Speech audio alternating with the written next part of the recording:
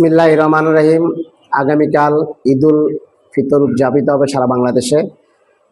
উত্তর Pahartali word BNP পরিবারের সকল সদস্যবৃন্দ, পাহাড়তলী থানা, আকবরশা থানা সকল নেতৃবৃন্দ ও জনসাধারণকে জানাই ঈদ মোবারক।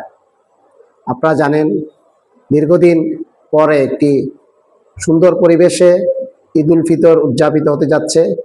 আগে আমাদের দলের নেতাকর্মীরা অত্যন্ত কষ্টের মধ্যে ঈদ উদযাপন করত। ঈদের জামাত থেকেও আমাদের অনেক নেতাকর্মীকে গ্রেপ্তার করা হয়েছে। সেই ধরনের পরিস্থিতি থেকে পরিত্রাণ পেয়ে এখন একটা সুন্দর পরিবেশ সৃষ্টি হয়েছে।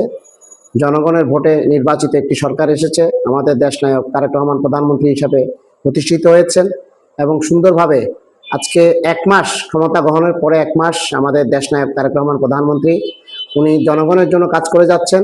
এই ঈদটা যত আরো আনন্দঘন সুন্দর পরিবেশে ঈদটা উদযাপন করতে পারে, সেই জন্য উনি ফ্যামিলি কার্ড পাইলট প্রকল্প হিসাবে ফ্যামিলি কার্ড দেওয়া হয়েছে, কৃষক কার্ডের ব্যবস্থা করা হচ্ছে, হেলথ কার্ডের ব্যবস্থা করা হচ্ছে। সারা বাংলাদেশে 12টি সিটি কর্পোরেশনে সেবকদেরকে উনি আপনার ঈদ বোনাস দিয়েছেন।